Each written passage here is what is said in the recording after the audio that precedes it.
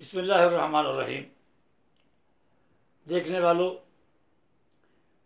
میں محمد ابراہیم دعوت اسلام کا پرچار کرنے والا، یہاں پہ ایک مرتد پنڈت ہیں، ان کی یہ کلپ دیکھیں، اس کے بعد اس کا جواب مجھ سے سنیے۔ جو پرچار کر رہے ہیں ڈاکٹر ذاکر نائک نے بھی ایسا ہی کیا تھا۔ 2004 میں ان کو میں لکھا تھا کہ آپ جو محمد کو کلکی اوتار مانتے ہیں اور وید منتر سے آپ اس کو جوڑنا چاہتے ہیں، اور آپ کو یہ پتہ ہونا چاہیے کہ ویدک سدھانت میں اوتار بعد کی کوئی گنجائش ہی نہیں ہے، کہ توریت جب اللہ نے موسیٰ پر اتاری، اس کے کتنے دنوں کے بعد زبور اتارا گیا داؤد پر؟ دیر اگر اتارا تب تو ٹھیک ہے، اور بیچ میں کچھ گیپنگ ہے، تو اس گیپنگ میں کیا اللہ کے اپدیش سے، اللہ کے کلام سے دنیا کے لوگ ونچت تھے؟ تو دنیا کے لوگ اللہ پر الزام نہیں لگائیں گے کیا؟ دوش نہیں لگائیں گے کہ ہمارے لیے کوئی گیان آپ نے دیا نہیں؟ اب داؤد پر جب زبور اتاری، اس کے بعد حضرت عیسیٰ پر انجیل کو اتارا۔ بسم اللہ الرحمن الرحیم۔ الحمدللہ رب العالمین، الصلاۃ والسلام علی افضل الانبیاء والمرسلین، علی سیدنا نبینا محمد وعلی آلہ واصحابہ واجمعین۔ دیکھنے والوں، یہاں پر اس مرتد پنڈت محبوب علی عرف جو پنڈت مہندر پال آریہ کا آپ لوگوں نے کلپ دیکھا، اور یہ مرتد پنڈت ہمیشہ اسلام پہ نکتہ چینی کرتا رہتا ہے اور جان بوجھ کے قرآن کی آیتوں پہ کھلواڑ کرتا رہتا ہے، اور محمد مصطفیٰ صلی اللہ علیہ وسلم کی احادیث کا کھلواڑ کرتا رہتا ہے۔ یہ پہلے میرٹھ میں کسی مسجد کا امام تھا، اور اس کا اصلی نام تھا محبوب علی۔ پھر یہ شیطان کے جال میں پھنس گیا، اور شیطان نے اسے اپنے بس میں کیا، اور دنیا کی لالچ دے کے اسے دنیاوی لذت اور محبت نے اس پر قابو آیا، اور اس نے دنیاوی لذت کو اپنایا، اور اللہ تبارک و تعالیٰ اور اس کے رسول سے اس نے بغاوت کی۔ تو اب یہ تمام بھولے بھالے ہندوؤں کو جو قرآن سے ناواقف ہیں، اور ہندو جو ہیں وید سے بھی ناواقف ہیں، کیونکہ ہندوؤں کو ان کے پنڈت اور ان کے سادھو وید کو ٹھیک طریقے سے انہیں نہیں بتاتے، وگرنہ وید میں جو کچھ تھا وہ ان کی حقیقت اگر سامنے آ جائے تو سارے ہندو انشاءاللہ اسلام قبول کریں گے اور صحیح حق اور سچے راستے کو اپنائیں گے۔ مگر یہ لوگ اس طرح کی چال بازیاں کر کے ہندوؤں کو صحیح دین پہ آنے سے روکنے کی کوشش کر رہے ہیں، مگر اللہ تبارک و تعالیٰ اپنے امر میں سب سے زیادہ غالب ہے۔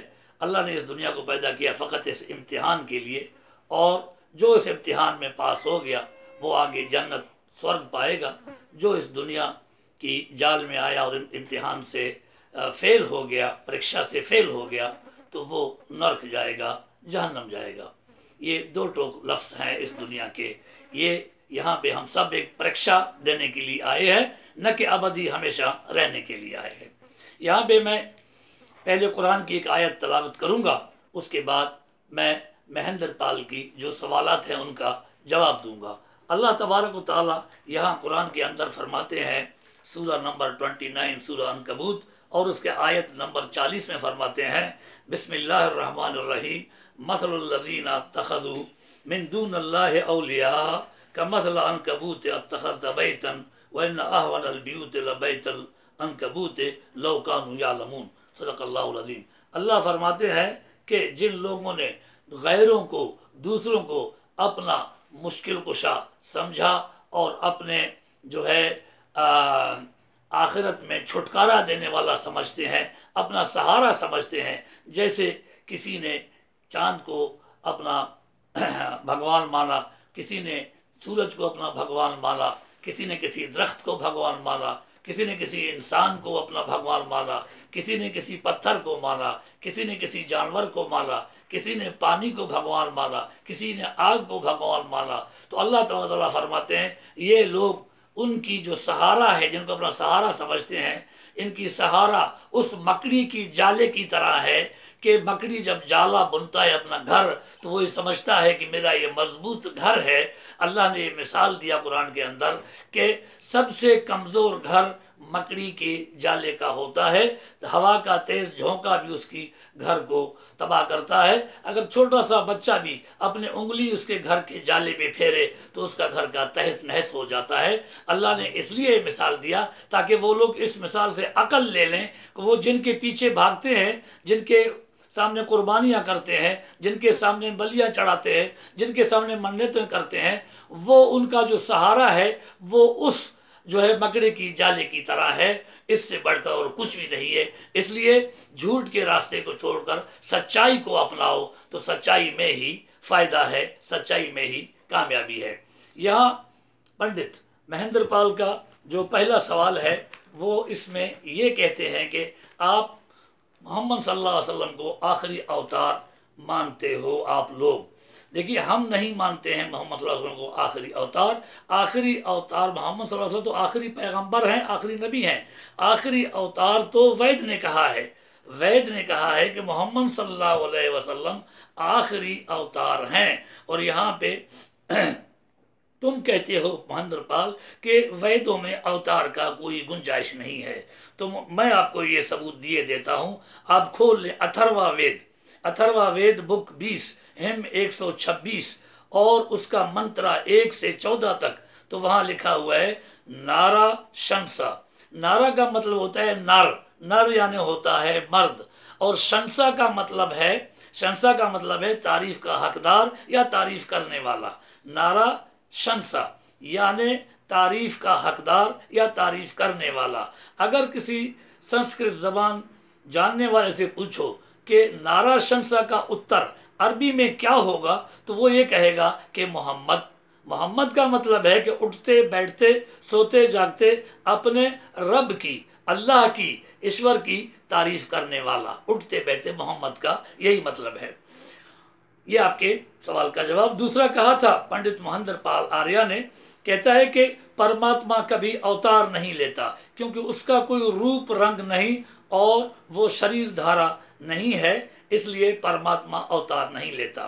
देखिए, ये हम भी यही कहते हैं, हमारा भी यही मानना है कि परमात्मा अवतार नहीं लेते क्योंकि उसे अवतार लेने की कोई ज़रूरत ही नहीं है। मगर ये आप लोग कहते हो कि परमात्मा अवतार लेता है, ये भी है, मगर तुम झूठ बोल रहे हो कि परमात्मा अवतार नहीं लेते। यहाँ पर देखिए, सारे हिंदू कहते हैं कि परमात्मा अवतार लेता है, तो तुम्हारी बात झूठ हो गया इसमें।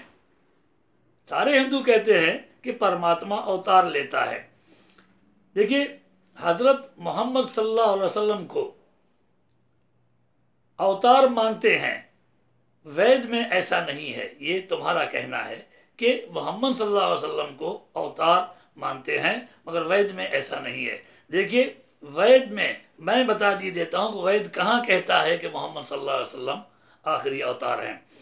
वेद कल की पुराना बुक 2 वर्सेस 5 से 7, 9, 11 और 14 तक अगर आप पढ़ेंगे तो वहाँ पे ये कहता है कि मोहम्मद सल्लल्लाहु अलैहि वसल्लम जो है वो कल की अवतार हैं। कल की अवतार मोहम्मद सल्लल्लाहु अलैहि वसल्लम हैं। ये कल की पुराना में आप देख सकते हैं। देखिए, अवतार का मतलब क्या होता है, अगर आप जानना चाहेंगे तो देखें हिंदू डिक्शनरी, हिंदू डिक्शनरी जिसका नाम है नालंद विशाल शब्द सागर।